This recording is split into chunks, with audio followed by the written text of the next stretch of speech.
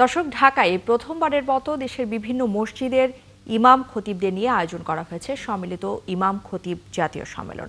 রাজধানীর চীনমৈত্রী সম্মেলন কেন্দ্রে এই সম্মেলন অনুষ্ঠিত হচ্ছে। সেখানে আছেন আমাদের সহকর্মী মোহাইমিনুল অপু। আমরা সরাসরি যুক্ত হচ্ছি তার সাথে।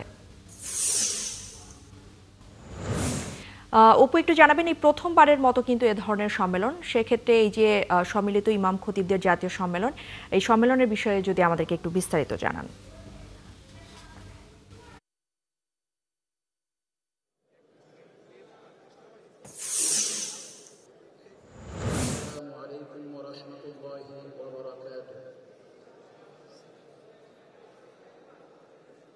আলহামদুলিল্লাহি রাব্বিল আলামিন। 7 দফা দাবিতে কিন্তু ইমাম খতিব যারা রয়েছেন তাদের কিন্তু এই সম্মেলন অনুষ্ঠিত হয়েছে। কোরআন তেলাওয়াতের মধ্য দিয়ে এই সম্মেলনের সূচনা করা হয় এবং এখন কিন্তু বর্তমানে যে সকল ইমাম এবং খতিবরা রয়েছেন রাজধানী ঢাকা সহ ঢাকার বাইরে, তারা কিন্তু বক্তব্য রাখছেন এবং এই ইমাম খতিব সম্মিলিত ইমাম খতিব পরিষদের যে সম্মেলন, সেই সম্মেলনে কিন্তু বিকালে বিএনপির ভারপ্রাপ্ত চেয়ারম্যান জনাব তারেক রহমান তার ভার্চুয়ালি যুক্ত হয়ে এই অনুষ্ঠানে যোগ দেওয়ার কথা রয়েছেন এবং তিনি তার বক্তব্য রাখবেন। এছাড়াও কিন্তু বাংলাদেশ জামায়াতে ইসলামের আমির ডক্টর শফিকুর রহমান, তিনিও কিন্তু তারও আসার কথা রয়েছে। এনসিপি নেতৃবৃন্দ এবং গণ অধিকার পরিষদের নেতৃবৃন্দ সহ কিন্তু অন্যান্য যে সকল রাজনৈতিক দলের নেতৃবৃন্দ রয়েছেন তারা কিন্তু এই ইমাম খতিব পরিষদের এই সম্মেলনে তারা যোগ দিয়েবেন। এখানে 7 দফা দাবি তারা তুলে ধরবেন এবং আগামী আসন্ন যে নির্বাচন অনুষ্ঠিত হবে সেই নির্বাচনে যে দলই ক্ষমতায় আসুক সেই দাবিগুলো তারা পূরণ করবেন। এইসব দাবিগুলো তারা কিন্তু এখানে তুলে ধরবেন।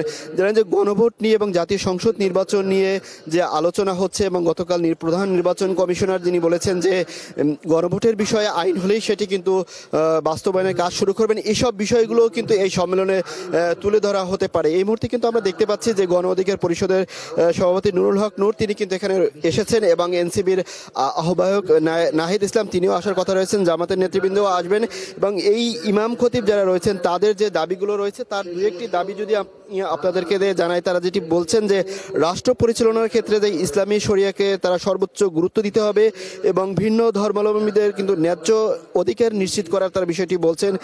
এছাড়া যে রাষ্ট্রের জনকল্যাণ ও সেবামূলক কার্যক্রম খতিবদের অংশগ্রহণ নিশ্চিত করতে বলছেন। এছাড়া জেলা, উপজেলা এবং থানা পর্যায়ে প্রতিটি গ্রাম এবং আদালত পর্যন্ত কিন্তু তারা প্রতিরোধ এবং ইউনিয়ন ভিত্তিক যে সেবামূলক কার্যক্রম সেগুলোতে কিন্তু খতিব এবং ইমামদের সম্পৃক্ত করার কথা বলা হচ্ছে এবং মসজিদ মাদ্রাসার যে বিদ্যুৎ ও পানি বিল সেটি কিন্তু মৌকুফের দাবিও তারা তুলছেন। তাদের এই 7 দফা দাবির ভিতরে কিন্তু এগুলো রয়েছে। এছাড়া উপযুক্ত কোনো প্রমাণ ও তদন্ত ছাড়া ইমাম খতিব মুয়াজ্জিম এবং কোনো আলেমকে যাতে গ্রেপ্তার না করা হয় সেই বিষয়টি কিন্তু তারা তুলে ধরছেন। যে জানেন যে বিগত সরকারের আমলে অনেক ইমাম এবং খতিবদেরকে গ্রেপ্তার করা হয়েছে এবং তারও সেটি তারা যেমনি প্রতিবাদ করছেন এই 5ই আগস্টের পরে এ ধরনের কোনো কর্মকাণ্ড যেন না ঘটে সেই বিষয়গুলো তারা তুলে ধরবেন। এখন কিন্তু ইমাম খতিব যারা রয়েছেন তারা কিন্তু তাদের বক্তব্য দিচ্ছেন এবং পরবর্তীতে কিন্তু রাজনৈতিক যে সকল নেতৃবৃন্দ রয়েছে তারা কিন্তু এই তাদের কথা শোনার পরে তারা তাদের প্রতিক্রিয়া দেবেন এবং তারা আশা প্রকাশ করছেন যে ইমাম খতিবদের যে 7 দফা দাবি পরবর্তী সরকার যারাই আসবেন